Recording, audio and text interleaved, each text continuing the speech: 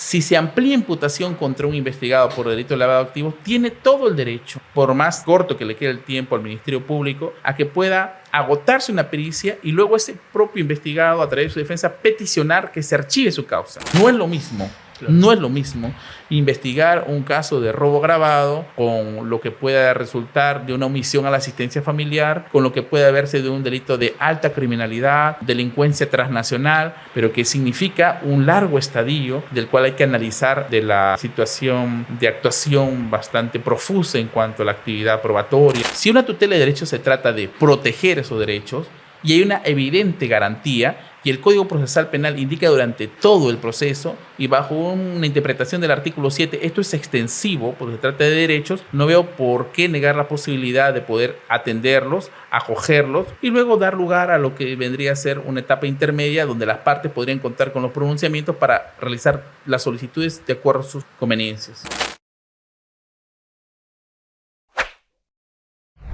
Bienvenidos nuevamente a un capítulo de GEPUT Podcast. Un saludo a toda la comunidad jurídica, darles la bienvenida a este nuevo espacio para seguir debatiendo y conversando sobre aspectos importantes que se ven en el día a día dentro del derecho.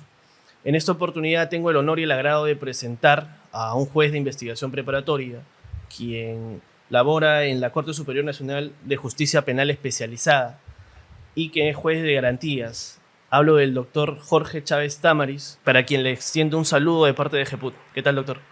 Buenas noches, también es un gusto estar aquí en GEPUT y poder absolver algunas interrogantes que se pueda formular en base a las instituciones jurídicas que están dentro del ámbito del ordenamiento jurídico. Gracias, doctor. Siempre es bueno poder conversar de alguna manera de forma académica fuera de un juzgado con los jueces para ver, pues, de alguna forma cómo es que piensan a veces más allá de lo que plantea una resolución en sí. Quiero empezar, doctor, primero por un aspecto personal vinculado a usted. ¿Cómo es que tiene usted el acercamiento a la carrera del derecho? Desde muy joven me incliné por lo que es el ámbito de conocer los alcances de la justicia.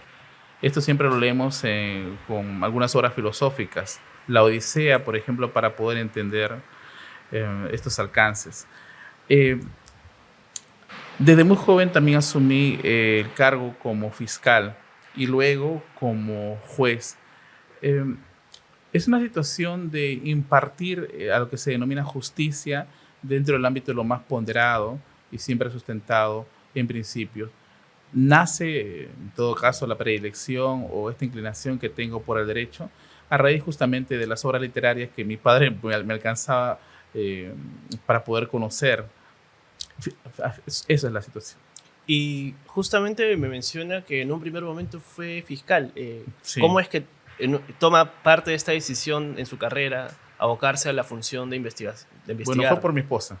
Ah, ok. Fue una sugerencia de mi esposa, teniendo en cuenta de que al momento de que se planteaba, en todo caso, o se peticionaba ante el órgano jurisdiccional las medidas, tanto de coerción, de carácter real o personal, me comentó de que advertía ciertos estándares sustentados en derechos fundamentales, en derechos humanos, y fue la que me sugirió, en todo caso, poder asumir la labor en el órgano jurisdiccional. Y es muy interesante porque esta transición de ser quizás parte a ser supraparte dentro de un debate, muchos pueden verlo desde una óptica un poco compleja, ¿no? Tratar de quitarte el chip de perseguir el delito para ponerte un rol imparcial. Me lo han dicho reiteradas veces. ¿Cómo lo maneja? ¿O cómo lo ha manejado, digas, a lo largo de su carrera? Son roles que uno cumple. Es una labor que profesionalmente uno debe cumplir dentro de cada ámbito. Es decir, desde el ámbito del ejercicio de la abogacía o desde la labor fiscal o la labor jurisdiccional. Lo importante, me parece, en todo esto es que te brinda la experticia necesaria como para que cuando uno sea juez, en todo caso, pueda tener un conocimiento de cómo se inicia incluso las investigaciones, la diligencia que han tenido los fiscales al momento de desarrollarlo, qué tipo de actuaciones vienen a ser las principales. Entonces, sumado a la misma actuación jurisdiccional, pienso que es un plus para poder resolver de mejor modo las pretensiones que puedan ser formuladas por los fiscales y, por qué no indicarlo también por los abogados o las partes que se encuentren comprometidas en un proceso penal. Ahora, en este nuevo modelo, pues, el juez de investigación preparatoria asume un rol muy importante tanto en la investigación como en la etapa intermedia, ¿no? En la investigación regula la labor fiscal y además garantiza que no se transgredan, vulneren los derechos de los que son investigados. A partir de ello, en su experiencia, el trato que el fiscal muchas veces tiene con el proceso se ve reflejado cuando la investigación no, digamos, no maneja un norte o un horizonte adecuado. Hay una importante sentencia del Tribunal Constitucional que me viene a la cabeza en base a la pregunta que me formulas, Alexis. Está relacionada a 2005-2006, es un proceso de habeas corpus, el caso es Humber Sandoval, en donde se establece la distinción en atención a las funciones que cumple tanto el representante del Ministerio Público, al igual como el órgano jurisdiccional. ¿Y por qué manifiesto esto? Porque lo que hace el Ministerio Público, conforme al artículo 159 de la Constitución, es cumplir una función, la cual es no perseguir a la persona, sino perseguir el delito. Entonces tiene que desarrollar una serie de actuaciones que tienen que cumplir los estándares tanto del ordenamiento jurídico nacional y supranacional. Y la labor del juez de investigación preparatoria, más en sede nacional con los megacasos que se atiende, está en relación a poder considerar, atendiendo a los cuestionamientos que puedan formular las partes o los mismos pedidos del Ministerio Público, el cumplimiento tanto de la ley y los estándares supranacionales que son propios también, porque no, cuando hablamos de derechos, pues no es un compartimiento estanco, es una situación de derechos plurales, múltiples, que hay que evaluar. Justamente cuando el fiscal, pues, a partir de lo que menciona, no cumple a cabalidad estas funciones, es en donde interviene un juez de investigación preparatoria. Y pues es a partir de esto que quiero adentrar ya al primer tópico que quisiera conversar con usted y tener algunos alcances académicos, que es la tutela de derechos. Imagino que en su corte, pues, será muy frecuente recibir solicitudes de tutela, derechos, pues, la afectación a distintas garantías, algunas que claramente se conciben, otras evidentemente me imagino que no. Desde su postura como juez de investigación preparatoria, ¿cuál sería la naturaleza de esta institución que regula el Código en el artículo 71, numeral 4? Es eminentemente constitucional. Podrá estar ubicado en el Código Procesal Penal, que es el Decreto Legislativo 957, pero tal es la naturaleza que incluso el juez, al momento de evaluar las peticiones ante una vulneración de un derecho, porque protege mi derecho, el alcance no es en una mera subsunción basado en las reglas de la clásica definición que se hace entre reglas y principios, sino son en principios. Y las formas de poder interpretar en base a principios, pues tampoco no tienen o están alejados de la interpretación literal, histórica, o la ratio legis, o una sistemática, e incluso hasta los metacriterios de solución de antinomias, sino va por otro tipo de aspectos relacionados a, por ejemplo, unidad de la Constitución, concordancia práctica, la fuerza normativa de la Constitución. Entonces, ¿cómo se aborda el tema de la tutela de derechos? Es, primero, que me encuentro ante una institución eminentemente constitucional, que tiene un alcance también dentro de lo que son los mismos principios del Código Procesal Penal y los principios que se regulan en el artículo 1 al 10 del título preliminar, pues son, digamos, el artículo 10 lo indica, son preeminentes sobre las reglas procesales que se da desde el artículo 1 y siguientes. Entonces, el alcance va a ser mucho mayor. Aprovechando la pregunta, por ejemplo, ¿cuál vendría a ser un alcance un poco filosófico acerca de esta institución? Carlos Santiago Nino, que es uno de los autores postpositivistas, del cual me inclino mucho en cuanto a cómo aborda el derecho, desarrolla una bonita, digamos, historia basada en los tribunales que se dieron en Nuremberg, acerca de los crímenes que se habían cometido por los altas jerarcas nazis. ¿Y qué señala ahí, no? Él cuenta una historia así muy rápida de Sempronio, Cayo y Ticio. Sempronio defiende una postura naturalista y como tal niega la existencia de un ordenamiento jurídico por todos los actos que desarrollan los jerarcas nazis. Me refiero a los crímenes de lesa humanidad. Mientras que Ticio no. Ticio es positivista y él señala que reconoce el derecho pese a que se pueda dar como una suerte de una escuela de positivismo, sí, claro, positivismo, a partir de la cual la autoridad emite la ley. Positivismo ideológico se denomina. Y bueno, hasta que llega a Ticio, y Ticio, eso no se resuelve así, de ningún modo, porque en el primero de los casos no se puede desconocer al derecho por más actos cuestionables que hayan cometido los jerarcas nazis en crímenes. Y en el segundo de los casos, si se arguye y se sustenta la situación de una seguridad jurídica en cuanto al derecho, él dice, pero bueno, si tú proteges la seguridad jurídica, no puede estar exento de la presencia de otros derechos. Mejor dicho de otro modo, cuando uno analiza el cumplimiento de un deber, no lo puede desarrollar aislado solamente por mantener un orden jurídico, una seguridad del orden jurídico, sino también tiene que verse envuelto por una esfera de otros de derechos. ¿Cuál sería? Derecho a la vida, lo que se tentó; el derecho a la integridad, lo que se tentó; el derecho a la libertad, lo que se tentó. Si no, bastaría ver pues los crímenes que se dieron en Auschwitz, en Nuremberg, y podemos leer, incluso para Hannah Arendt, podemos leer acerca de esos crímenes que cometieron, o por ejemplo a Joseph Posner, cuando habla de también relacionado a los juicios que se ven en este caso.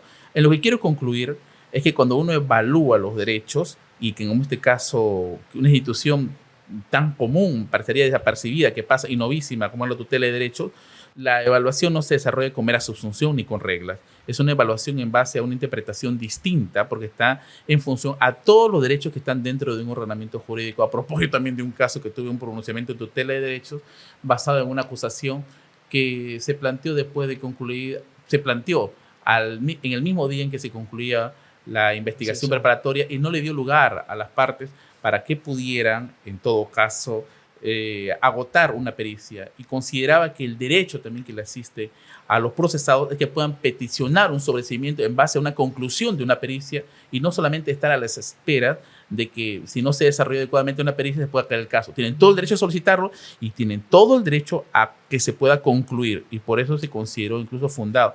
Tengo entendido que se va a un recurso casacional para que la Suprema pueda fijar una posición adecuada.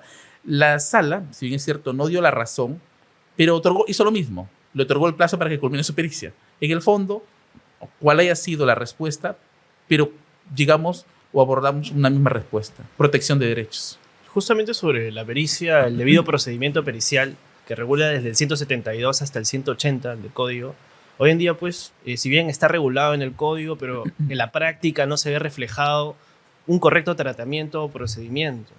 Y esto, pues, genera situaciones como la que usted me comenta. Y este es un tema justamente que pensaba abordar, pero antes de entrar a este detalle, quisiera saber cuál es el entendimiento que usted tiene como juez de investigación preparatoria de la residualidad de este mecanismo. Porque se entiende que hay vías en el código para tutelar algunos derechos, por ejemplo, la audiencia de desestimación de diligencias sumariales, ¿no? El derecho a la prueba, igual el control de plazo, el derecho al plazo razonable, igual se podría decir que el cese, el derecho a la libertad, pero la tutela del 71 en sí es abierta en general, aunque en un primer momento se decía que solamente de forma estricta eran los del numeral 2 del artículo 71, hoy en día eso ha quedado en el pasado. Sí, con relación a eso, lo que podría manifestar es lo siguiente: he podido identificar, y tal vez me he atrevido a señalar, una postura evolucionista en base a lo que es la tutela de derechos, porque finalmente hablamos de derechos fundamentales. Puede haber una discusión si son derechos fundamentales, constitucionales, pero hablamos de derechos fundamentales. Entonces, ¿qué es lo que ocurre? Cuando la interpretación que desarrolló la Corte Suprema, incluso hasta en casación, y también los acuerdos plenarios desde el 2010 y 2012, apuntaban a que la tutela de derechos era solamente para el número limitado de derechos que estaba indicado en el artículo 71, en el inciso 2. Entonces, si es que no contabas con un médico legista para que te pueda examinar, no te daban una lectura en cuanto a los derechos fundamentales, o me refiero a los derechos que te asisten una vez que haya sido limitada el derecho a la libertad ambulatoria, no contar con un abogado o a no guardar silencio, se podía activar la tutela de derechos. A eso le he considerado como una postura o una corriente reduccionista o limitada. Y eso se da porque, a raíz de la pregunta que me realizas en el caso Kuczynski, es un caso conocido, Kuczynski-Godard, que resuelve en este caso el sistema anticorrupción nacional antes de que se unifique con el sistema, lo que ahora es justicia penal especializada. Se vio este caso, donde el abogado manifestaba de que el perito de oficio no le da oportunidad a poder tener un trabajo en conjunto y en esa medida se veían mermados los derechos de su cliente. Se planteó una tutela de derechos directamente, es decir, sin acudir al representante del Ministerio Público, porque esa excepción, incluso conforme al acuerdo plenario, que vamos a ver que tiene que evolucionarse, solo se da para cuestiones de imputación necesaria o una imputación suficiente o claridad en cuanto a los hechos. Fue sometida al control por parte del juez de investigación preparatoria desde entonces y este lo estimó y consideró la necesidad de que se desarrolle como una finalidad protectora una mesa de trabajo. Claro. Lo que finalmente caló tuvo un efecto impactante en cuanto a la manera como los abogados percibieron a partir de esta resolución el que se pueda abordar esa mesa de trabajo que le va a permitir y garantizar que también puedan cumplir con su labor.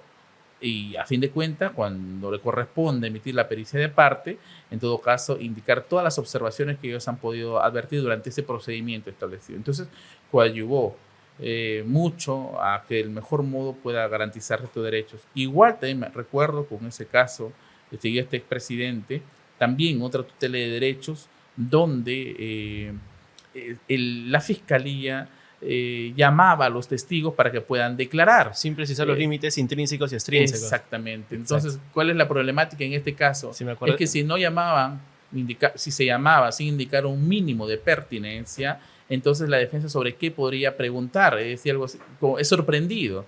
Entonces, eso también se sometió a una tutela y fue estimada y llegó hasta la Corte Suprema y por eso manifestó que durante la investigación preparatoria tiene que contarse con un mínimo de pertinencia. Considero que si el tratamiento se diera, incluso hasta una investigación preliminar, le alcanzaría también este mínimo de pertinencia, porque a nivel preliminar, aunque no hay pronunciamiento aún de la Corte Suprema, y no se ha formulado, tengo entendido, al momento en que tenga que desarrollarse acto de investigación, incluso para atender medidas de coerción, tiene que contarse con esa exigencia mínima. Quizás empezando por el tema del debido procedimiento pericial, para entrar un poco en detalle. Claro, el código, como lo mencioné, regula un procedimiento en donde debe de haber una disposición, ¿no?, donde se señala el objeto de la pericia. Incluso las partes tienen el derecho de asistir a esta diligencia y señala el código que tienen el derecho a ser oídos, ¿no?, dentro de esta diligencia. Hubo una situación hipotética en donde, y seguramente pasa, en donde muchas veces se realiza una pericia oficial, ¿no?, sin respetar este procedimiento y se concluye con la investigación y se menciona que están a la espera de recibir las pericias. En esta situación, afectando también pues, el derecho a la mesa de trabajo pericial, también a poder aportar una pericia de parte de acuerdo al procedimiento que establece y el plazo que te da también la norma, que ha sido modificado de 5 a 10 días hoy día para las observaciones. ¿Cómo sería el tratamiento? ¿Es posible denunciar este acto, digamos, limitado, esta pericia limitada, que no va a permitir a la defensa ejercer a nivel técnico, ¿no?, y también a nivel procesal, generar un acto de descargo o un acto de observación contra esta pericia oficial? Claro que sí. La defensa, reconocido en ley, está que puede, a través de su perito de parte, plantear las observaciones del caso, que luego llegará esto al perito oficial y este emitirá un pronunciamiento, digamos, un alcance final, y luego esto se someterá pues, a una etapa de juzgamiento. Ahora, esa situación, como te manifesté, sí al menos se ha dado la casuística, sí ha ocurrido. El punto es todavía tan afectatorio que consideré que se había establecido una ampliación de imputación. A ver, si se plantea una ampliación de imputación por una presunta comisión del delito de lavado de activos, y lo que se hace el primer día en que se instala la mesa de trabajo es dar por concluido una investigación preparatoria, es decir, me planteo una imputación, tengo derecho, los imputados tienen derecho, ¿qué derecho tienen a solicitar ante el órgano jurisdiccional? Que se pueda archivar su causa. Por eso que está el sobreseimiento y tenemos las causales. Entonces, para ello, ¿qué requieren? Contar con un pronunciamiento pericial, de modo que si se amplía una imputación contra un procesado, se llama a una mesa de trabajo, no se desarrolla la mesa de trabajo y se está a la espera, considero que resulta estimable por una evidente vulneración de derechos que se concreta de ese modo por parte del órgano encargado de la persecución del delito, a que pueda garantizarse que se cuente con un pronunciamiento definitivo y de ese modo se ejercite todos los derechos que tiene un abogado, como es pedir el archivo de la causa, porque tiene derecho. Es decir, lo que yo parto es diferenciando algo. Ante algunas preguntas que se formulaban por parte de los tribunales en este caso, decían, pero el hecho de que no concluye una pericia, eso le puede resultar pues beneficioso a tu patrocinado, porque a fin de cuentas no lo cumplió y puede ser controlado por el juez de investigación preparatoria. Pero pienso que no pasa por ese tamiz. No puede ser aceptable. ¿Por qué? Porque los imputados tienen derecho a solicitar el archivo.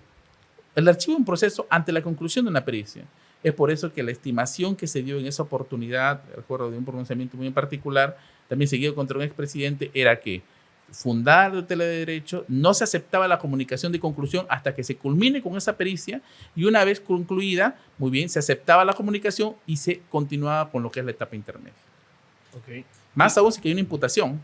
¿Y cuál sería la consecuencia, digamos, procesal si es que una pericia en etapa intermedia, que no ha cumplido con el procedimiento preestablecido por ley, llega a formar parte de una acusación? Es decir, el fiscal lo postula como un acto acusatorio. Sí, podría ser incluso hasta materia de exclusión.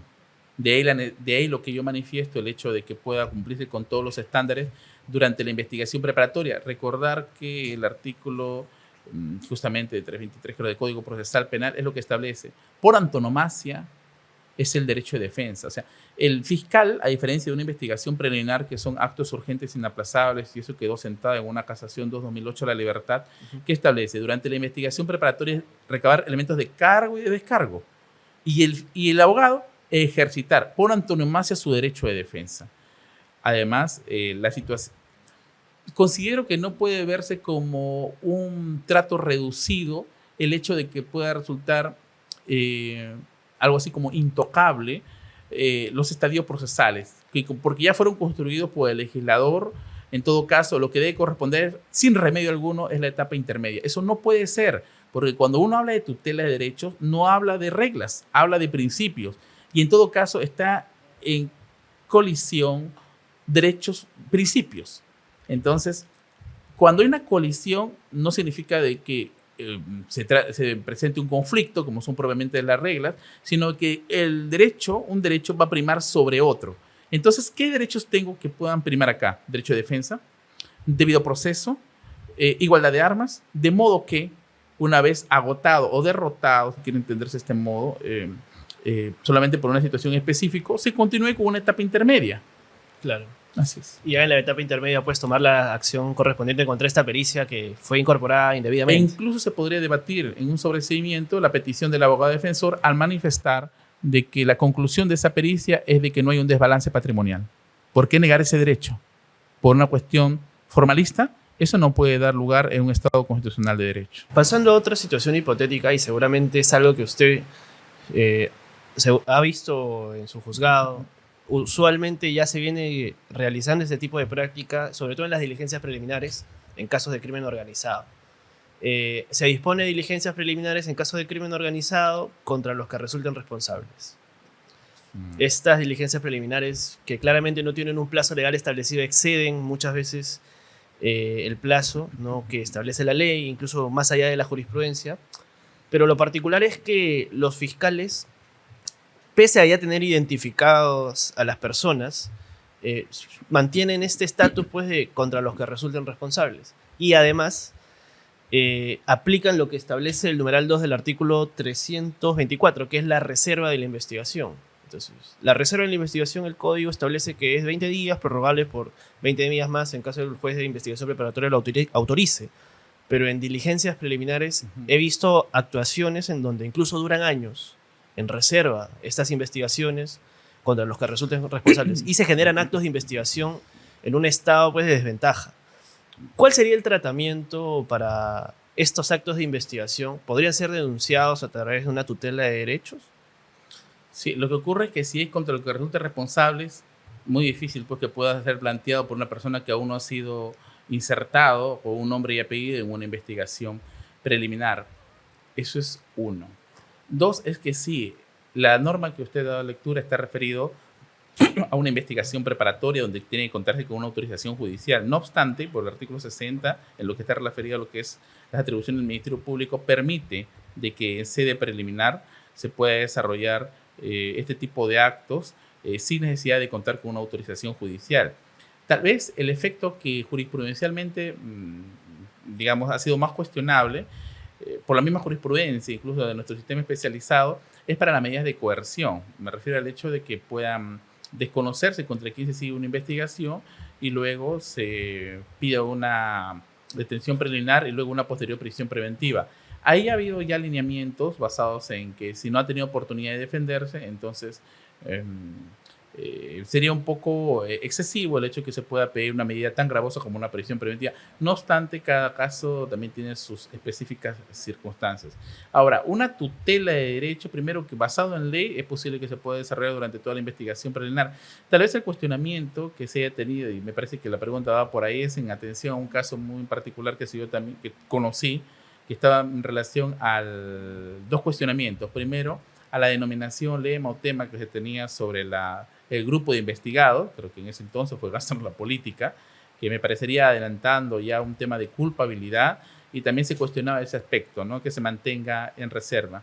Por eso que, basado en ese tipo de situaciones jurisprudenciales, que son también de alcance de cumplimiento, debe ser para los órganos jurisdiccionales de menor nivel, es que se pueden tener un tratamiento, pero me parece más que en otro tipo de entidades o constructos, ¿no? Como por ejemplo una prisión preventiva o incluso en el impacto de detenciones preliminares, veo muy poco el acercamiento para una tutela de derechos. Y digamos, en el supuesto de que se formalice, ¿no? Ya supongamos en el segundo eslabón de formalización, y esta formalización está respaldada en elementos de convicción que claramente fueron obtenidos en reserva, ¿no?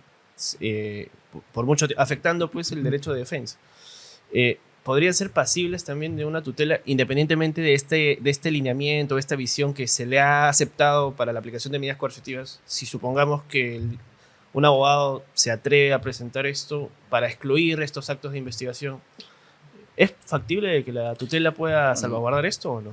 La tutela salvaguardaría todo acto que pueda resultar excesivo o ajeno a ley. En este caso, el hecho de que se pueda mantener reserva durante toda la investigación preliminar sí está regulado en ley. No es como para una investigación preparatoria, ¿no? O me refiero una vez judicializada la causa.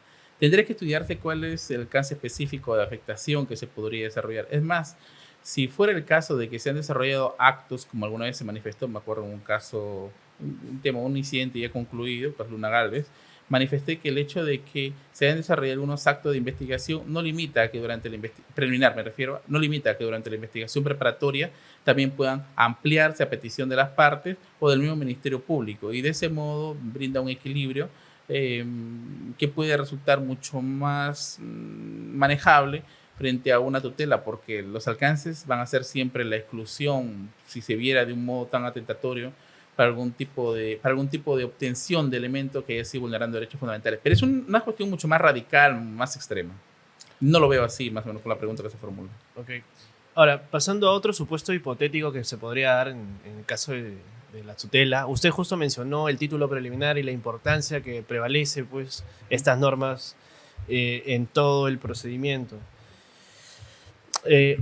Pasaba en la situación de que, por ejemplo, en un caso de lavado, se investigó a una persona por el delito previo de un periodo temporal. Supongamos 10 años. Esta investigación fue archivada en su momento, archivo definitivo, y quedó ahí. Con el pasar del tiempo se le vuelve a abrir otra investigación por un periodo adicional, pero se vuelve a mencionar este periodo que ya fue archivado. Entonces, ¿es posible plantear una tutela denunciando la afectación al ne bis idem en su dimensión procesal? Nadie puede ser investigado 2 veces por un mismo hecho, más aún si hay un archivo provisional, y excluir este periodo temporal en donde supuestamente se denuncian actos de lavado. Sí, a ver, entonces si el supuesto se comprende, a ver, sobre la presencia de un nuevo periodo, no habría mayor inconveniente.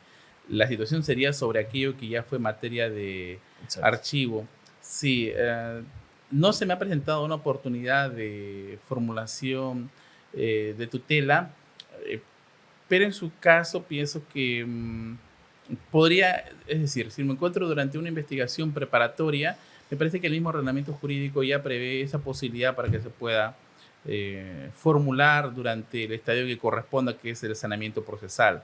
Ahora, esa situación de cuestionamiento del nebis in idem sobre el archivo habría que evaluar, ¿no? O sea, ver ingredientes como la situación del caso Wilber Nilo Calderón, ¿no? Si el archivo fue por una cuestión de déficit probatorio o por una cuestión de atipicidad. Sobre la atipicidad, informe la Comisión Interamericana de Derechos Humanos que establece que ya no se puede después volver a investigar, no en lo otro. Pero si fuera el caso de que hay un archivo, lo ideal sería, me parece, que durante una investigación preparatoria es el mismo ordenamiento jurídico quien brinda el mecanismo de que pueda en el momento oportuno pues peticionarse lo que pueda resultar ante esta situación.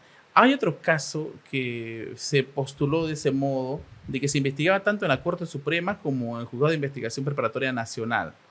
Entonces, ahí fue donde la Fiscalía lo que hizo fue, me refiero al fiscal provincial de competencia nacional, se dirigió ante el fiscal supremo y lo que hicieron fue cesar parte de esa investigación que seguía para evitar justamente el tema del nebis in idem. A ese nivel de coordinación. Pero después dudo que la tutela pueda tener un impacto sobre una situación que le pueda ordenar a un fiscal que archive un proceso. Más que archivar, digamos, reacomodar el margen temporal de la imputación, porque si te investigaron del 2000 al 2010, se puede archivó. Ser como una situación de imputación necesaria. Es ahí donde tal vez pueda tener el impacto la tutela de derecho, ¿no? Pidiendo las precisiones del caso. Claro, con la previa situación de que el afectado va a tener que acudir, el que se sienta afectado ante el Ministerio Público para pedirle ese tipo de aclaración que no pueda coincidir con un marco temporal del cual ya ha sido materia de archivo. Justamente hablando de imputación necesaria, y se lo comenté en su momento, pasó una situación muy particular. Un caso, recuerdo muy bien, de crimen organizado en donde se dicta una prisión preventiva bajo esta modalidad de la detención y en esos días pues se emite la formalización y inmediatamente la prisión. Con el pasar del tiempo en el caso la imputación no ha encontrado un perfeccionamiento, ¿no? Esta hipótesis incompleta en sí, no perfeccionada todos los elementos objetivos pues, que deberían estar ahí descritos. Una cosa es mencionarlos y otra cosa es describirlos.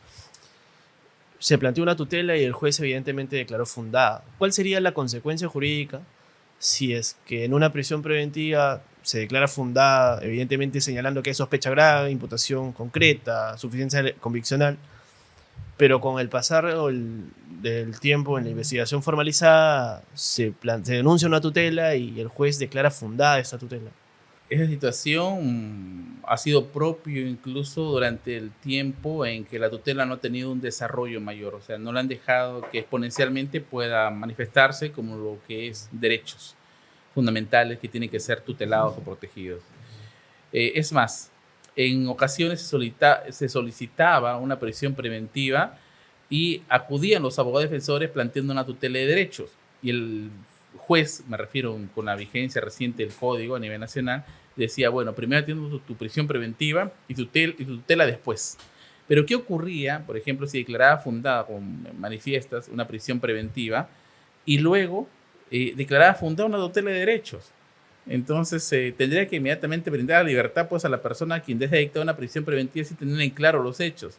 El Sistema Nacional de Desempeño ha sentado una jurisprudencia también basada en una cuestión jurisprudencial y casacional en la medida en que si no están adecuadamente formulados los hechos para una prisión preventiva, porque ya hablamos de un nivel de sospecha que está próximo a una sentencia y para una sentencia no puede haber vicios en cuanto a la construcción de hechos, daría lugar a una nulidad. Declarar nulidad. Claro, recordemos pues que en aquel entonces la prisión preventiva era asumida de forma muy limitada, con mucho respeto, claro está. Los jueces muchas veces decían que la imputación no era el estadio para discutir imputación, ni siquiera tipicidad, hubo un ida y vuelta en la jurisprudencia, pero que finalmente el acuerdo plenario zanjó y dijo que era indispensable que se haga un control constitucional, sustantivo y probatorio. Sí, el acuerdo plenario 1/2019 indica de que no existe la necesidad pues, de acudir a una tutela de derechos y justamente todas esas denuncias o afectaciones a los derechos fundamentales de las personas que se encuentran siendo investigadas pueden plantearlo durante una discusión de prisión preventiva. Por ejemplo, se asume el caso de que pueda manifestarse determinados actos que se hayan cometido en una fiesta, pero si no me dan elementos de cuándo ocurrió la fiesta, en dónde ocurrió la fiesta, quiénes ocurrieron en la fiesta, que es elemental, definitivamente ahí no sería posible estimar una prisión preventiva. Y me adelanto por una prisión preventiva, ¿por qué? Porque no se tienen claro los hechos, o sea, no hay una imputación necesaria. Cuando un abogado, doctor, plantea una tutela frente a su juzgado, quizás el de sus colegas, el artículo 71 habla de 3 situaciones en concreto que la tutela puede manifestar, ¿no? Una es la subsanación de la omisión, otra es el dictado de una medida de corrección, ¿no? Y el otro es el dictado de una medida de protección. ¿Es necesario que haga la precisión de qué es lo que está solicitando en ese aspecto? En la práctica no lo hacen, aunque deberían hacerlo. Es decir, por lo que se manifiesta está relacionado al fin perseguido con la tutela de derechos. Pero sí es posible identificarlo, incluso en el mismo desarrollo que uno efectúa a partir de la misma resolución que emite. La resolución que no es otra cosa más que una construcción jurídica en base a ese planteamiento, ¿no? A ver, me quiero referir a una cuestión de exclusión de lema, tema o tem que está relacionado a una calificación que pueda resultar peyorativa a los investigados y afectatoria, entonces tendremos una finalidad proteccionista, ¿no? O en todo caso mantener una igualdad en cuanto a las pericias. Igual, o sea, tienen un fin proteccionista, aunque en muchas de las ocasiones pueden concurrir hasta ambos supuestos, ¿no? Ese es el fin perseguido por la tutela. Y hablando un poco sobre esto, doctor, hay una clara diferenciación pues hoy en día en la doctrina respecto a lo que se entiende por una prueba irregular y una prueba ilícita. Claro está que la prueba ilícita es factible poder solicitar su exclusión a partir de una tutela, incluso la jurisprudencia lo ha dicho en un acuerdo plenario. ¿La prueba irregular tiene el mismo camino? No. La prueba irregular, como se conoce, puede ser convalidado. El tema es con la prueba ilícita. Hasta ahora, yo al menos puedo dar fe de que en el sistema nacional especializado no hay un pronunciamiento que haya destacado justamente por una exclusión de una prueba ilícita. Pero lo que ocurre es que cuando se habla de pruebas, nosotros ya nos encontramos en un nivel propio de juzgamiento, salvo prueba anticipada. Entonces, lo que podríamos nosotros desarrollar son elementos de convicción. Y sí he tenido oportunidad también de conocer algunas peticiones de exclusión de elementos de convicción. Por ejemplo, se dio el caso en el que la representante del Ministerio Público convocó para que declare un testigo que era fundamental para su caso, sin que haya convocado a la defensa para que éste se pueda defender. O desarrolló lo que es una transcripción de lo que se visualizaba en un video cuando se conocía quién era la persona que estaba siendo imputada sin convocar al abogado defensor. Entonces lo que se resolvió fue excluir ese elemento de convicción en el nivel de investigación preparatoria. Y finalmente, doctor, para más o menos entender cuál es su postura o su visión, ¿cómo un abogado tendría que denunciar una tutela en su juzgado? ¿Qué es lo primero que usted atiende frente a un pedido de tutela? Primero, que se establezca dentro de los estándares de lo que sea la subsidiariedad. Es decir, que no existan otro mecanismo que también el mismo ordenamiento jurídico ya haya preveído para poder atender estas situaciones. Por ejemplo, si ya se habla de una cuestión excesiva, incluso de plazos atípicos que la Corte Suprema se ha pronunciado, no corresponde pues a una tutela de derechos. Lo segundo está en relación a las diligencias sumariales, que comúnmente ocurre en estos casos.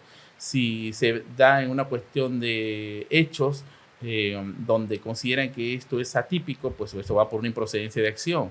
Entonces lo primero va a ser el descarte, ¿no?, acerca de que esta institución llegue lo más puro posible. Lo segundo es que tiene que haber una redacción y, por qué no, indicar una fundamentación argumentativa en el que indique de qué modo viene afectando el derecho, ¿no?, a partir de la misma norma vigente. Esto no puede trasladarse solamente a la existencia del Código Procesal Penal, sino incluso hasta los mismos lineamientos supranacionales, cuyos artículos, en todo caso, cuyos derechos han sido reconocidos o insertados por la misma Constitución política, ¿no?, tanto el artículo 3, con una cláusula abierta, o como la cuarta disposición final y transitoria de la Constitución. Y por último, al menos hasta ahora, la Corte Suprema ha delineado en el hecho de que existe una afectación o una lesión efectiva No sé hasta cuándo eso será posible, porque cuando se trata de derechos fundamentales también hay ocasiones en que se puede desarrollar aspectos relacionados a una suerte de prever también posibles afectaciones.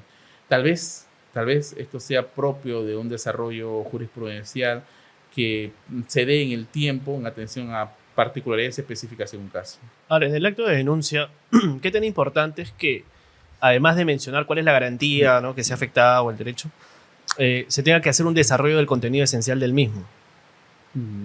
Es muy importante porque ahí me permite identificar cuál es el derecho que ha sido afectado en el marco de un proceso penal cuyas investigaciones sigue, pues, porque así nuestro ordenamiento lo ha diseñado el Ministerio Público.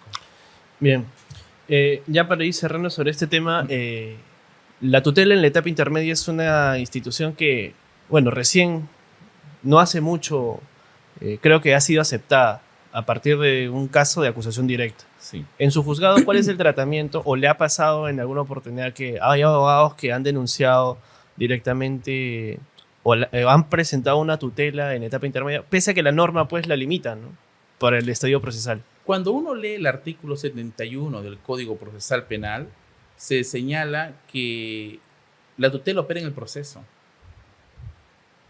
Y si uno aplica el artículo, y si uno da una lectura al artículo 7, el título preliminar del Código Procesal Penal, señala que todo tipo de interpretación, si es que va a ir en función a mi derecho, tiene que ser extensiva. Pero si va a ser afectatoria, es todo lo contrario. Claro, el ¿No es principio cierto? pro homine. Promin. Si es de ese modo construido, e incluso tiene un reconocimiento convencional, porque cuando uno lee la Convención Interamericana habla de un procedimiento rápido y sencillo que no necesariamente va por un habeas corpus. También ahí es donde tiene el seno, en todo caso, de la presencia de una tutela de derechos. Entonces, ¿por qué la jurisprudencia tendría que limitar la posibilidad de que esa tutela tenga un alcance positivo, si quiero llamarlo, durante una etapa intermedia? ¿Por qué? Cuando uno analiza el acuerdo plenario de la Corte Suprema, en su oportunidad en el 2010 y 2012, hasta el 2016 que se resolvió una casación de Tacna, no era posible que pueda esperar un reconocimiento de derechos o una protección de derechos si no era no era por otro del artículo 71, inciso 2. O sea, derechos nominados exactamente indicados. Pero cuando se hace un desarrollo jurisprudencial posterior, se analiza que con el inciso 4 se habla de una amplitud, ¿no? Es una gama de derechos. Claro. Entonces, respondiendo a esta pregunta, ¿por qué sería limitado en base a una interpretación de la Corte Suprema a que esto pueda desarrollarse solo durante la investigación preparatoria sin alcanzar la etapa intermedia cuando la ley no dice eso? Y segundo, si es que hablamos de interpretaciones, tendrá que ser amplia. ¿Por qué limitarse? En el caso en particular, sí he conocido un caso de tutela de derechos, y justamente como te comentaba, era por la situación de que si se amplía imputación contra un investigado por delito de lavado de activos, tiene todo el derecho, por más corto que le quede el tiempo al Ministerio Público, a que pueda agotarse una pericia y luego ese propio investigado, a través de su defensa, peticionar que se archive su causa. O sea, no esperar por una suerte de defecto o mala actuación un poco diligente del Ministerio Público pueda, digamos, verse beneficiado con un archivo. Si es así, por eso que se estableció, me acuerdo de un caso en particular, se fundó la tutela de derechos y lo que se dijo fue: no se acepta tu conclusión de investigación preparatoria mientras no se culmine esta pericia, porque la ponderación es por principios, no es en una cuestión de reglas procesales, una mera subsunción simplista o reduccionista, no, es por principios. Así que agote usted su pericia y luego de agotado ya acepto la conclusión y pasamos a la etapa intermedia.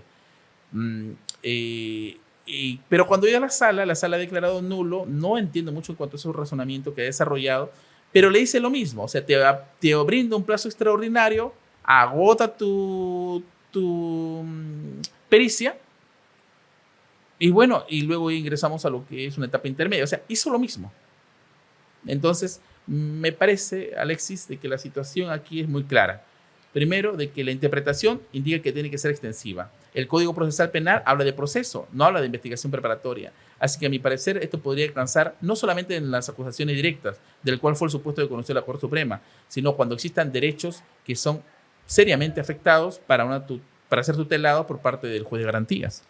¿Cuál sería el procedimiento que se le da en esta situación, ¿no? Porque yo en su oportunidad he tenido casos en donde planteaba tutelas en ese estadio, pues después de la conclusión se inicia la etapa intermedia con los 30 días que el fiscal tiene para preparar la acusación.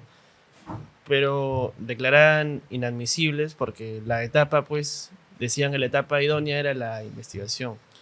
Sí, en caso en particular que conocí es porque el mismo día que presentó la conclusión de investigación preparatoria, digamos que a partir de ahí, conforme a este acuerdo plenario 5/2009, ya estamos en etapa intermedia, los abogados también plantearon. Okay. ¿Y por qué? Porque también uno de los aspectos o tópicos que se desarrolló es que los abogados tienen derecho a que se les notifique. Eso significaría de que para que ellos puedan puedan formular cualquier tipo de petición ante el órgano jurisdiccional. Finalmente, a todo esto, si una tutela de derechos se trata de proteger esos derechos y hay una evidente garantía y el Código Procesal Penal indica durante todo el proceso y bajo una interpretación del artículo 7, esto es extensivo porque se trata de derechos, no veo por qué negar la posibilidad de poder atenderlos, acogerlos, concluir por una cuestión muy corta en cuanto al plazo y luego dar lugar a lo que vendría a ser una etapa intermedia donde las partes podrían contar con los pronunciamientos para realizar las solicitudes de acuerdo a sus conveniencias. Justo por lo que menciona, doctor, el numeral 3 del artículo 7 para mí es muy importante. Me ha servido bastante al momento de poder interpretar las normas, siempre a favor del imputado. Y es algo que no es muy común en la práctica. ¿Qué tan frecuente es la utilización de la interpretación extensiva, análoga, en su juzgado para justamente priorizar o garantizar los derechos de los imputados? La Comisión Interamericana de Derechos Humanos tiene un informe en el año 97, la comisión, donde justamente hace un desarrollo en base a ello. Y también la misma Corte Interamericana. Lo que pasa es que la Corte Interamericana resuelve en los casos contenciosos, pero también se tienen los famosos, las opiniones consultivas, que en el fondo vienen a ser una suerte de autoprecedentes. O sea, doy una opinión consultiva y eso es lo que en el futuro va a ser lo que me cierra una ratio decidente y que después utilizaré en una jurisprudencia. Entonces, son alcances supranacionales que todos los jueces están obligados a seguir, a cumplir, porque nosotros no solamente tenemos un control, de tipo difuso cuando se advierte un tema de inconstitucionalidad, sino también un control convencional. Y ese control convencional es donde alcanza todos los pronunciamientos con ese rigor. Bien. Ahora, doctor, pasando a otro incidente, quizás de la misma naturaleza protectora de derechos.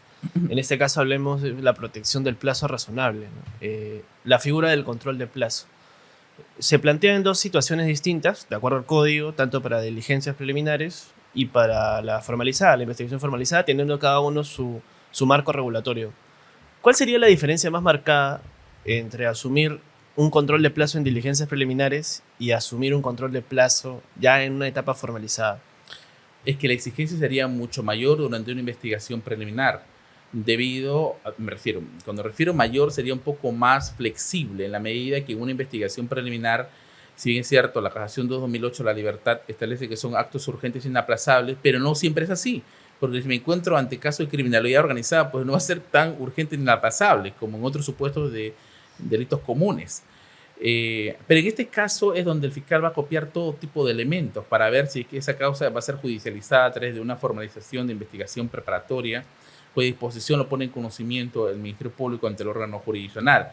Lo que ocurre es que una vez que se haya formalizado, ya se establece una imputación mucho más desarrollada, una imputación mucho más concreta. En esa medida ya se puede cuantificar el tema de los plazos. Te doy un ejemplo. En los congelamientos administrativos, los CAF, congelamientos administrativos financieros por parte de la UIF. Entonces, ¿qué es lo que ocurría? Durante la investigación preliminar se puede afectar, se puede congelar. Ya en el futuro se podrá pedir una medida de incautación, carácter cautelar. La regulación es el Acuerdo Plenario 5/2010. Entonces, se peticiona en investigación preliminar, teniendo en cuenta que el hecho, la investigación es embrionaria, siempre por plazos mayores. Pero si esto se diera ya durante una investigación preparatoria, evidentemente el trato no podría ser el mismo. Tendría que ser mucho más exigible porque se tienen claro cuál es el hecho. Porque para que tú puedas formalizar, tienes que tener ya una claridad o concreción en cuanto al hecho. Justamente ahí, respecto a la formalización, quizás voy a retroceder un poquito en el tema que estábamos conversando respecto a tutela. ¿Cuál es su postura respecto al control de la imputación en la formalización de la investigación preparatoria? Hay ya proyectos de ley, y se lo comenté a un fiscal que plantea pues la necesidad de llevar una audiencia tipo la audiencia pues de instrucción, de apertura de instrucción que se llama en el Código del 40, y se pretende que hoy en día la formalización también sea controlada por el juez de investigación preparatoria. ¿Usted como juez de investigación preparatoria considera que es necesario realizar ese control? Sí, esto se parece un poco al procedimiento también que se sigue contra los aforados.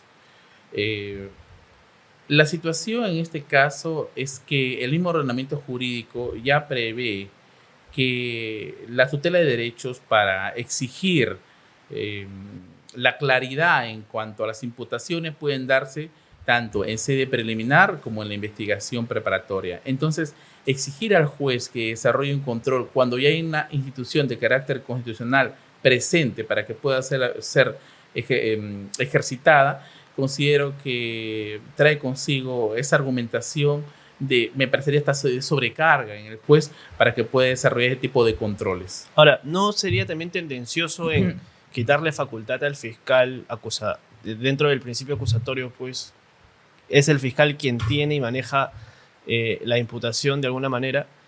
Sí, en el diseño del actual código, a diferencia de lo que ocurría en el código 91, se emitía el famoso auto de apertura de instrucción, e incluso el fiscal no necesariamente requería una prisión preventiva y de oficio al mismo juez en un proceso sumario lo realizaba. Lo curioso era que después que iniciaba una investigación, él mismo después podría, incluso dictar una prisión preventiva, podría haber archivado el caso sobre seguimiento.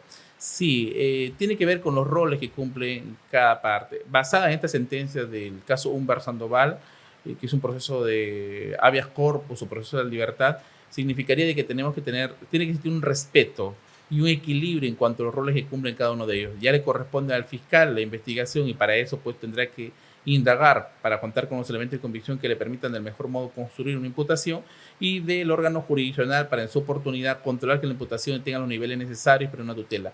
Un ejemplo claro se puede ver cuando el fiscal, en todo caso un abogado defensor, peticiona una excepción de improcedencia de acción. Entonces, en muchos de los casos se ha identificado que lejos de una cuestión de propia tipicidad, me refiero en los casos de alta criminalidad, está referido más a una cuestión de claridad en cuanto a los hechos. Entonces, si se pide una claridad de los hechos, luego daría lugar a, si es que hay una disconformidad del abogado, ya recién plantear una improcedencia de acción. Es decir, el mismo ordenamiento jurídico provee un mecanismo que satisface inmediatamente este tipo de situaciones. Entonces, si existen proyectos de ley, habría que evaluar también siempre qué tipo de connotación tiene, porque también nos damos cuenta que muchos de los casos, y yo me acuerdo haber identificado de esta ley 31751, la ley que era la suspensión de la prescripción, que hablaba de una protección del derecho a las víctimas, tutela jurisdiccional efectiva. No obstante, era tomada todo lo contrario para archivar un proceso en poco tiempo y solamente estableciendo un año. Entonces habría que ver un poco, leer la exposición de motivos para poder tener un alcance general de lo que se busca con esa ley. Y ya para ahora sí cerrar definitivamente con el tema de la tutela, muchas tutelas por imputación son denegadas, ¿no? El argumento usual de los magistrados de investigación preparatoria que he visto en estas tutelas es pues la progresividad de la investigación y la progresividad de la imputación. Instituciones que recién pues han estado empezando a atenderse con mayor detalle a partir de lo que recuerdo haber escuchado al profesor Gonzalo del Río Labarte plantear una postura respecto a lo que se debe entender por progresividad en la imputación. Desde su perspectiva, doctor, ¿cómo es que percibe estas desestimaciones de tutelas, alegando pues motivaciones, señalando que la investigación todavía va a avanzar y la imputación puede modificarse? Me parece que también hay cierta, a lo que el profesor Manuel Atienza le llamaba cierta vaguedad. cuando se habla de una progresividad. ¿Qué significa eso? ¿Cuáles son los límites? ¿En qué medida esto puede frenar una protección de un derecho? Si es que lo que reclama el justiciable es que con claridad le establezcan una imputación para que se pueda defender del mejor modo. No hay desarrollo jurisprudencial, salvo que en muchos de los casos, como manifiestas, Alexis, sí hay un rechazo de las tutelas de derechos, pero pienso que el poder que tiene esta institución de poder controlar todos aquellos actos que puedan resultar vulneratorios, hasta podrían superponerse a una cuestión de término, de un trato vago que se tiene en cuanto a ese tipo de concepto, porque la vaguedad, lo vago, viene a ser en el concepto, la ambigüedad es en los términos. Eso lo podremos encontrar un poco también con la profesora Intersticios del Derecho, ¿no? Ángeles Ródenas, ¿no? Entonces, primero habría que definir, tener en claro acerca de lo que se debe entender por una progresividad, porque bajo esa fórmula también podría argumentarse durante todo un proceso hasta esperar una sentencia, ¿no? Porque no se tiene límites. Y lo que se debe evitar justamente es esto, no puede haber zonas grises en el derecho.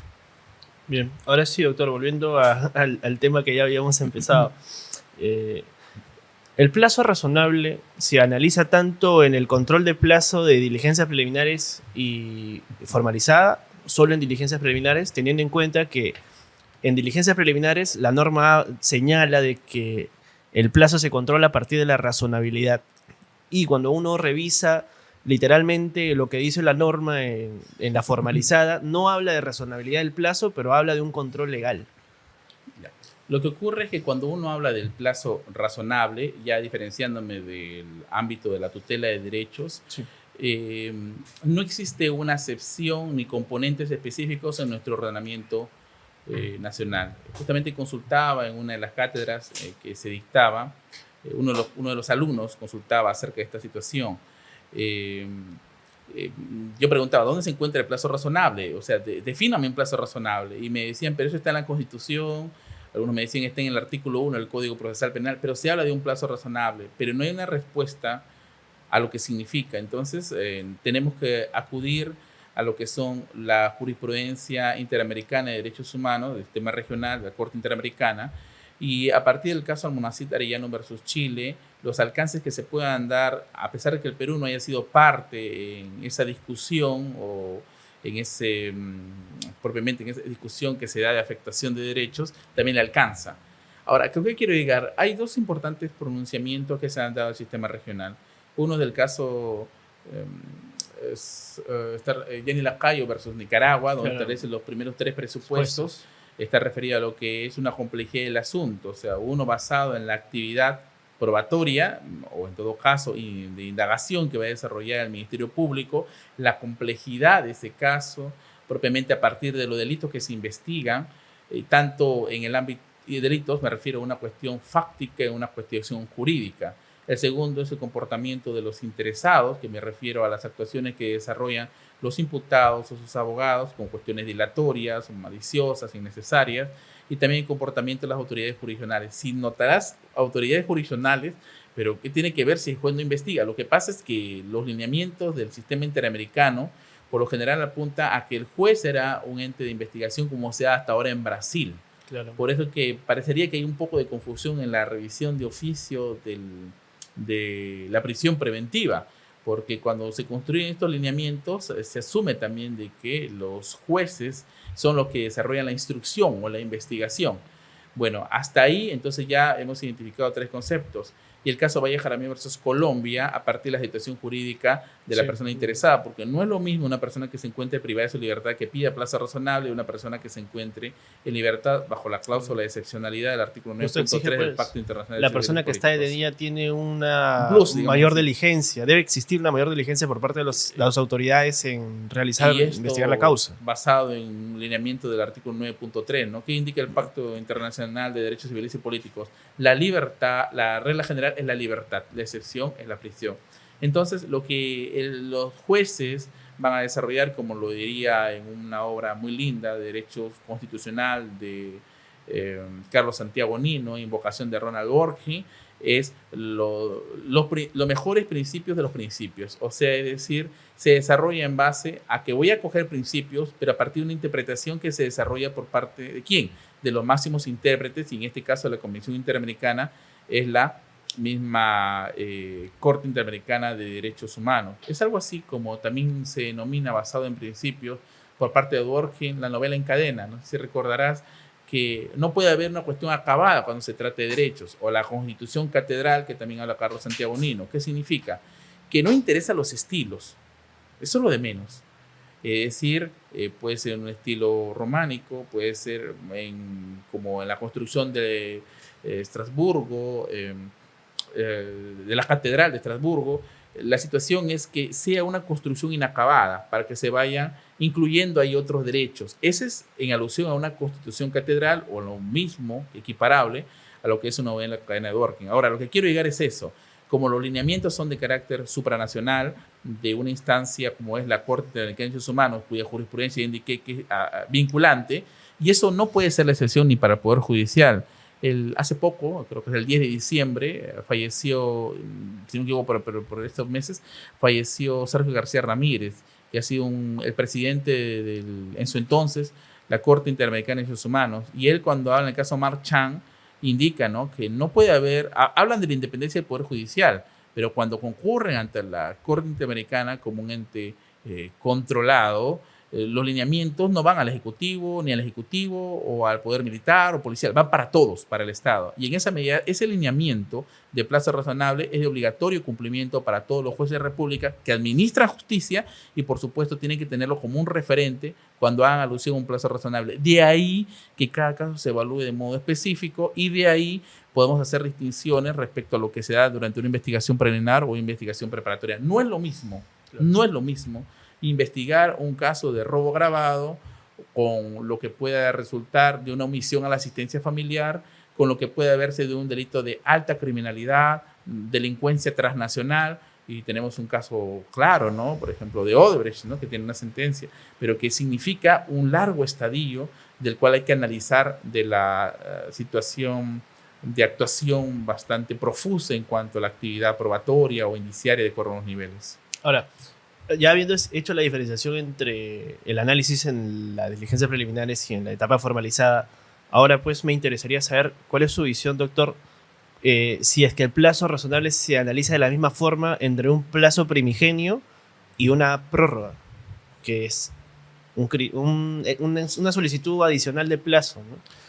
Sí, pero la prórroga para una investigación o la prolongación para una prisión. No. Me refiero estrictamente ahorita a investigación preparatoria. Ya, si estamos hablando, bueno, el artículo 342 señala de cómo debe entenderse una prórroga a la investigación preparatoria y establece supuestos que, más que justificar una actuación repetitiva por parte del Ministerio Público, se debe a las mismas circunstancias propias de la complejidad en un caso. Por ejemplo, si hay una diferencia clara entre lo que son delincuencia transnacional con lo que es un delito en común que se puede dar en cualquier parte del país, la evaluación tendría que desarrollarse, por ejemplo, asistencias judiciales internacionales. Cada asistencia tiene un mínimo de duración de 2 años.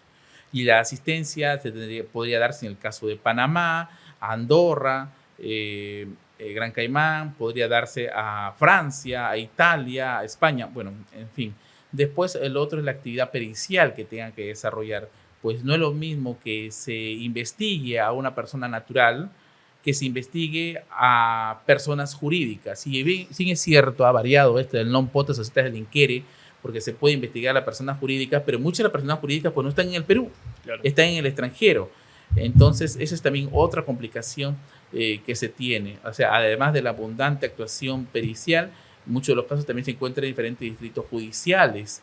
Entonces, esas son complicaciones objetivamente o palpablemente que van a darle un tratamiento distinto a lo que se debe considerar por un plazo razonable teniendo en cuenta un caso en particular. Y ahora, sobre esto, se me ocurren 2 ideas en particular. ¿Existe algún límite de subsidiariedad para aplicar una prórroga? Y, por otro lado, ¿cuál sería el tratamiento de los tiempos muertos dentro de una prórroga? Me imagino que es, como usted mencionaba, la actuación fiscal, más aún cuando una persona está detenida, tiene que ser mucho más exhaustiva. Entonces, si tengo un primer plazo, y yo no cumplo o no satisfago satisfazco de forma adecuada este primer plazo y pido una prórroga, usted como juez quizás ahí vea o analiza algún criterio que haga subsidiaria la aplicación de la prórroga. Me parece que lo primero que tendría que evaluarse es diferenciando lo que podría indicar respecto a las prórrogas, lo que es un plazo legal de un plazo razonable. Evidentemente, el plazo razonable está señalado ahí: crimen organizado 36 meses y ampliar por 36 meses. Me refiero a una investigación. No obstante, el plazo razonable tendrá que evaluarse con las circunstancias que he referido, que pueden resultar menores, incluso para el tema de las prisiones preventivas. O sea, no puede ser equiparable estos conceptos, más aún si es que el sistema interamericano desarrolla lo que es un control, una exigencia de control convencional a los jueces de investigación preparatoria. Es más, los jueces, por ejemplo, en el caso de los jueces penales, tendrían que tener los lineamientos de lo que es el precedente vinculante o la doctrina jurisprudencial vinculante del mismo Tribunal Constitucional para justamente establecer esos ámbitos acerca de los plazos. Ahora, los plazos muertos podrían tener... Lo que pasa es que el artículo 144 del Código Procesal Penal tal vez da una delinea qué tipo de pronunciamiento puede esperarse de un juez. Lo que ocurre es que ese artículo señala que el tema de la caducidad opera para las partes, pero no para el Ministerio Público, es una responsabilidad administrativa. Entonces pienso que si hay un plazo muerto, no se desarrolló actividad, denomina plazo muerto, no se desarrolló actividad alguna, entonces esto podría hasta acarrear, en el caso de ser advertido por parte del juez de investigación preparatoria, hasta responsabilidades disciplinarias. No obstante, en todo caso, si es que la finalidad que se persigue en una investigación preparatoria es recabar los elementos de cargo y de cargo, pues tendría que eso también ser tenido en cuenta para que se pueda agotar las actuaciones, como por ejemplo pericias que deban desarrollarse dentro del marco de un proceso penal. Entonces podríamos decir que si es que se manifiestan tiempos muertos durante una investigación y se asume o el fiscal postula un requerimiento de prórroga de la investigación por un plazo determinado, la consecuencia podría ser que no se le otorgue ese plazo. Tendría que verse de acuerdo a la finalidad que se persigue con cada estadio procesal. Si la finalidad, conforme al 321 del Código Procesal Penal y la Casación 2008 de la libertad, de una investigación preparatoria es que se recaben, también conforme al artículo 4 del título preliminar del Código Procesal Penal, elementos de cargo y de descargo para ver si se va a acusar, pienso que los efectos de una actuación en tiempo muerto más acarrearía una situación de sanción, de procesamiento y sanción disciplinaria que propiamente una afectación del mismo proceso penal. En esa medida, lo que el juez podría señalar es de que se desarrolle esa actuación que es necesaria, no solo para el fiscal, porque el fiscal no necesariamente busca la acusación. Puede ser criticable, pero no es que busque la acusación. El fiscal también, de acuerdo a esos lineamientos del título preliminar, busca el archivo en el caso de que pueda actuarse, y necesariamente tienen que actuarse esas diligencias que ya se ha ordenado en su oportunidad. Como manifestación del principio de objetividad, ¿no? Sí, me parecería que más por una cuestión de un trato razonable, esa sería la postura mucho más salomónica para este caso. Claro, ya entrando pues un detalle de lo que es un plazo legal y un plazo razonable. El plazo legal es el que establece la ley, claro está, y muchas veces usted seguramente en su experiencia habrá visto que no es algo que se respete, más que respetar, se cumpla pues de forma cabal, ¿no? 8 meses, 36 meses, 36 meses, a veces existe un exceso. Y en este exceso pues se da la situación en donde se incorporan actos de investigación o se siguen disponiendo actos de investigación. Claro que es una práctica que no debería ser, pero es una práctica permitida. ¿Usted cuál es su postura respecto a la incorporación de actos de investigación fuera ya de un plazo que el fiscal ha establecido? Sí, justamente eso da lugar a que se tiene un también pronunciamiento de la Corte Suprema, a lo que le he denominado plazos atípicos. Y también los alcances son muy similares a lo que he referido. O sea, señala la posibilidad de que estos no puedan ser excluidos como caudal probatorio o elemento de convicción. No obstante, esta puede alcanzar una responsabilidad administrativa en los órganos encargados de la investigación. Bien, ahora sido pasando a otro tema, y creo que es un tema muy importante que ha tenido mucha repercusión, al menos el año pasado y este año, a partir de la emisión de la ley 31751, ¿no? Que fue emitida casi a mitad del año, y en donde, claro está que usted emite un auto, ¿no? Que marca una pauta, aplicando un control difuso, y apartándose de esta ley que reordena pues un ida y vuelta jurisprudencial respecto al entendimiento de la suspensión de prescripción de la acción penal, y simplemente la limita a que no puede exceder un año. Para empezar, ¿cuál sería el fundamento político criminal para aplicar en este caso un control difuso de esta ley, ¿no? La 31751? Cuando se hace alusión a lo que es la política criminal, son programas estatales que principalmente se erigen sobre una ley, en muchas de las ocasiones, más que por una represión, por una cuestión de prevención. Al menos la profesora Nieves Sanz de la Universidad de Salamanca, o al igual como el profesor José Archibaldo Moreno, apuntan, igual que el profesor Ballesteros.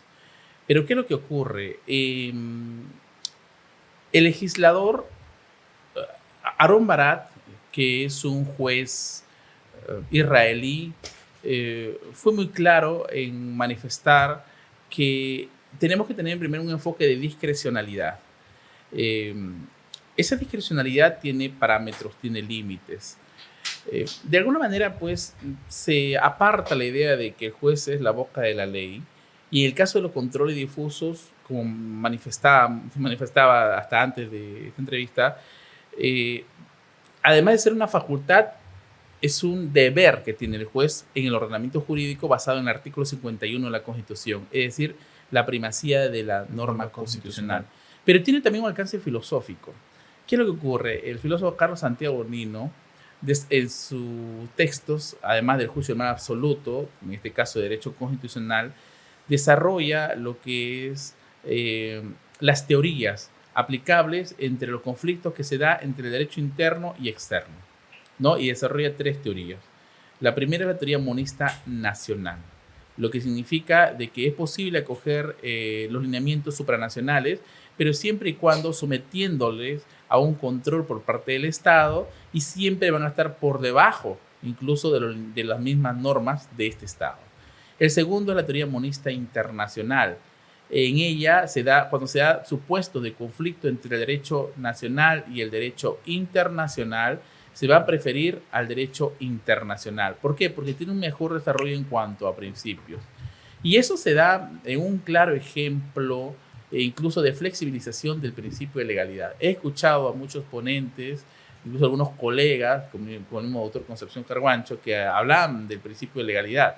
Pero como también es un principio, no puede tener un carácter absoluto. Recordemos que durante el tiempo en que se desarrollan los procesos, aquí es el juicio en Nuremberg de los altos jerarcas nazis, el Estado nazi rechazó la posibilidad de poder acoger, en todo caso, delitos de lesa humanidad. Por ejemplo, el genocidio, no lo quería reconocer, porque consideraban la posibilidad, y ahí están los lineamientos de Hannah Arendt que escribe, de que puedan luego ser procesados y sancionados. Entonces, ¿qué se manifestó? La aplicación de los principios de Nuremberg, es decir, la costumbre jurídica internacional, y cuando un Estado deliberadamente no quiere aceptarlo, se flexibiliza e igual se procesa y se sanciona. ¿Con qué quiero llegar todo esto? Que eso significa esencialmente lo que es esa discusión entre las normas del derecho internacional con la del derecho nacional, que va a haber una primacía del derecho internacional siempre y cuando se esté relacionado a una mejor protección de los derechos. Y un tercer supuesto es el dualista. Es decir, que en un sistema democrático de derecho también debe permitirse que los pueblos puedan desarrollar actividad que los legitime. Ahora, de esas tres corrientes me inclino mucho por la que es la dualista internacional. ¿Por qué? Porque su tratamiento en cuanto al Pacta Sunt Servanda son de los tratados internacionales. A ver, es muy simple poder entender esta situación. La Corte Suprema emitió su acuerdo plenario basado, el 5/2023, basado en lo que es el control difuso. O sea, sugiere a los jueces de la República la aplicación del control difuso como un deber que nos impone el Estado, ¿no? A fin de cuentas, la Ley Orgánica del Poder Judicial le brinda esa facultad. No tenemos un sistema puro como un control difuso norteamericano de John Marshall, no lo es. Tampoco no es un sistema concentrado puro. Digamos que se delinea de acuerdo a la realidad de cada país. Sí. Y en este caso, la Corte Suprema está habilitado y reconocido por ley. la ley orgánica, lo que nos rige también a todos los jueces. Ahora, ¿qué ocurre aquí? ¿Qué ocurre en este caso? Nosotros, al igual como estar, o en todo caso, cumplir los alcances del sistema interamericano de derechos humanos y por qué no indicar la jurisprudencia del mismo sistema regional de la Corte Interamericana, también vamos a cumplir los tratados internacionales. Y en esos tratados internacionales, ¿qué es lo que sustenta una ampliación del plazo de la prescripción en el caso de crimen organizado? La Convención de Palermo. Y en el caso de corrupción, la Convención de Mérida. Pero, ¿qué tiene que ver la Convención de Palermo y la Convención de Mérida en el caso en particular? Es que ambos están sustentados por el artículo 27 de la Convención de Viena, del cual también el Perú ha ratificado. Lo que significa que, al igual como la Convención Interamericana de Derechos Humanos, no podemos apartarnos de tratar también, reconocer los tratados internacionales referidos tanto a la Convención de Palermo y a la Convención de Mérida. De ahí que la norma o esta regla procesal, la 31.751, es fácilmente derrotable porque se sustenta en una serie de, primero, tratados internacionales, de la misma Convención de Viena que exige plazos prolongados, cosa que aquí no se daba, porque diferenciando los casos, no es lo mismo un delito común de robo, hurto, apropiación, estafa, frente a un delito de delincuencia transnacional, o que se cometa en esta delincuencia transnacional por empresas de este nivel. En esa medida, un año de suspensión pues resulta desproporcional, como lo manifestó la Corte Suprema. A mi parecer resulta inconstitucional también conforme al artículo 51. Y si los tratados internacionales exigen una actuación prolongada para alcanzar un fin, no puede ser limitado por el legislador por el escaso, poco o riguroso desarrollo que efectuado acerca de esta ley. Ahora, la figura de la prescripción y su suspensión únicamente se entiende dentro de un aspecto sustantivo, o es que también implica un aspecto procesal, independientemente de lo que ya ha reconocido en el acuerdo plenario pues la Corte Suprema. Es un aspecto sustantivo porque evidentemente está relacionado a la pena. Ahora, una discusión que se tornó acerca de los plazos de prescriptorios, me refiero a la suspensión, era si que con esta ley, con esta sugerencia que hace la Corte Suprema, que digamos lo da a través de un acuerdo plenario, mientras que lo que se desarrolló en el caso de Odebrecht que conocí fue un control difuso con elementos mucho más específicos, era si estaba excluyendo en sí a la ley, porque uno de los magistrados, recuerdo haber hecho la mención de que, bueno, si la Corte Suprema indica que hay que aplicar la ley, entonces ¿qué aplicamos? Pero parece que no lo entendió muy bien.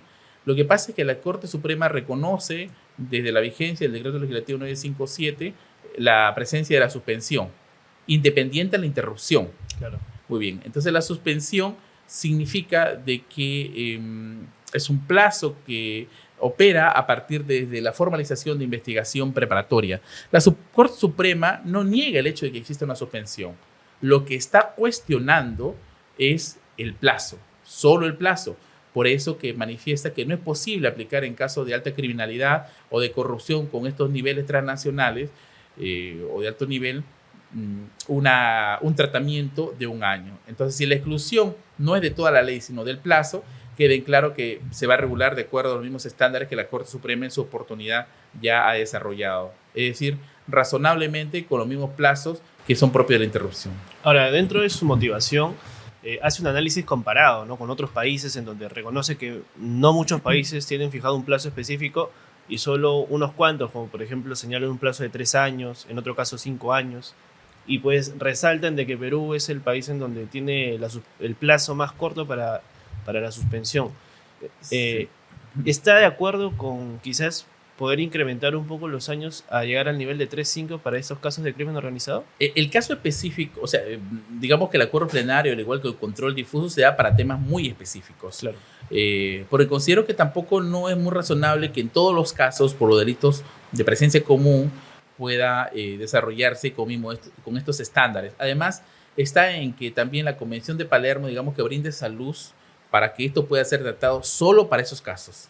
Solo para esos casos. Tal vez la temática acerca del control difuso o la aplicación o la sugerencia por parte de la Corte Suprema se da en los derechos que se encuentren confrontados. porque mientras que el plazo razonable es el derecho que se arguye basado o se esgrime basado en esta ley, también tenemos otros derechos, como es el caso de la extensión de la tutela jurisdiccional efectiva a partir de los casos que se suscitaron en el Perú acerca de la masacre en Barrios Altos y la Cantuta, o también el derecho a la verdad material o la potencialización, como manifestaba ya con anterioridad, acerca de lo que es la seguridad pública. El Estado tiene un deber, tiene 4 deberes, además de la protección de derechos fundamentales o derechos humanos, también está en la protección de la seguridad ciudadana, y esto tiene su plus analizado a partir de la misma Convención de Palermo. ¿Y cuál sería el tratamiento, desde su perspectiva, que se le debería dar a la suspensión en estos casos de alta criminalidad? Me parece que la Corte Suprema ha desarrollado en hermenéutica alcances bastante razonables en cuanto a su tratamiento, equiparándolos con lo que es la interrupción, solo para estos casos, por presentar ese tipo de connotaciones y además por estar sustentados en instrumentos supranacionales y basados también en el ámbito filosófico que el mismo Carlos Santiago Nino indicaba como una teoría monista internacional. Ahora, mucho se dijo pues de que un acuerdo plenario estaba declarado inconstitucional en ley, cosa que no es así, sino que se aplicó, era una recomendación que hacía la Suprema aplicando a partir de un control difuso, y lo que se recomienda pues es instar una acción de constitucionalidad a través del TC. Tal vez aquí vale preguntar y hacer una reflexión más aún preocupante, si vienen de los mismos jueces, ¿qué función cumple los alcances, o sea, qué función tiene, qué alcances tiene los acuerdos plenarios? La función definitivamente siempre va a ser a que se pueda alcanzar la predictibilidad, a la justicia. Ahora, en cuanto a sus alcances, en definitiva, ¿qué significa un acuerdo plenario? Significa aquello por lo que los mismos jueces supremos se van a obligar a seguir en el futuro. Entonces, el mensaje que brinda es, en el futuro, ante los casos de alta criminalidad o alta corrupción, basado en las convenciones o tratados internacionales, nosotros vamos a aplicar control difuso, si no lo hacen ustedes. Entonces, sí que hay un lineamiento de desarrollo, análisis y proporcionalidad respecto a los alcances de esta ley. Entonces, es una suerte de autoprecedente, ¿no? Brindo algo como una opinión consultiva, equiparando, ¿no? Brindo este acuerdo plenario porque es lo que yo voy a aplicar en el futuro. Y ojo, lo que tú hagas como juez de primera instancia, así tengas rebeldía, yo lo voy a atender en casación. Por eso estoy dando lineamientos.